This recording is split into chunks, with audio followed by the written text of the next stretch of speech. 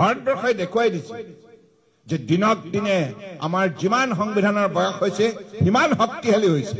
কিন্তু মাজতে কুঠাৰঘাত মাৰিছিল কোনোবাই। সেই কুঠাৰঘাত মাৰা দলটোৱে হৈছে কংগ্ৰেছ দল।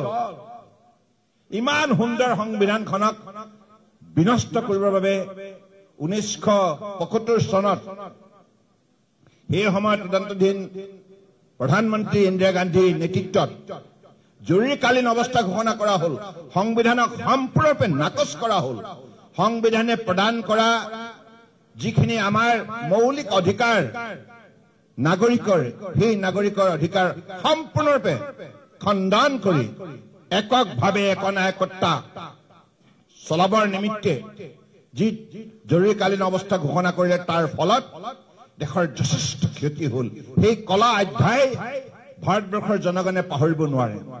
পুনৰ গণতন্ত্ৰ শক্তিশালী কৰাৰ বাবে জয়প্ৰকাশ নাৰায়ণৰ পৰা আৰম্ভ কৰি মোৰাৰজী দেশাই, অতুল বিহাৰী বাজপেয়ী ডাঙৰীয়া, লালকৃষ্ণ আদৱানী ডাঙৰীয়া আৰু ভাৰতবৰ্ষৰ গণতন্ত্ৰত বিশ্বাসী সংবাদ মাধ্যমৰ জ্যেষ্ঠ সাংবাদিকসকলৰ পৰা আৰম্ভ কৰি সকলোৱে দেশজুৰি প্ৰতিবাদ সাব্যস্ত কৰিলে ফলত আকৌ সংবিধানৰ শক্তি পুনৰাবৃত্ত হ'ল। আৰু আজি ভাল সাহসৰ হাতত যদি সংবিধান পৰে, সেই সাহসেই সংবিধানক অধিক শক্তি প্ৰদান কৰিব পাৰে।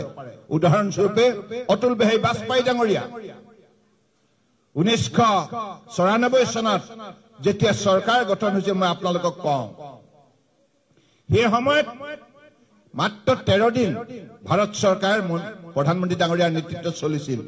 কিন্তু তেতিয়া ইচ্ছা কৰা হলে বাজপেয়ী ডাঙৰীয়াই চৰকাৰখন ৰাখিব পাৰিল হয় যদি কংগ্ৰেছৰ দৰে নিকৃষ্ট কূটনীতি কৰিলে হয়, নিকৃষ্ট ৰাজনীতি কৰিলে হয়, সংবিধানক চেৰাই কাম কৰিলে হয়, তেতিয়া বাজপেয়ী চৰকাৰ ৰৈ গল হয়। কিন্তু বাজপেয়ী ডাঙৰীয়াই কলে, নহয়, মই সংবিধানৰ পবিত্ৰতাক শ্ৰদ্ধা কৰো, সংবিধানৰ অৱমাননা কৰি মই ক্ষমতাৰ বাগজুৰি লোৱাৰ আগ্ৰহী নহয়। আৰু সেইবাবে আজি ভাৰতবৰ্ষৰ ৰাজনীতি ইতিহাসত বাজপেয়ী ডাঙৰীয়াৰ সেই আটাইতকৈ মূল্যবোধৰ আধাৰত লোৱা সিদ্ধান্ত চিৰস্মৰণীয় হৈ ৰৈ আছে আৰু থাকিব।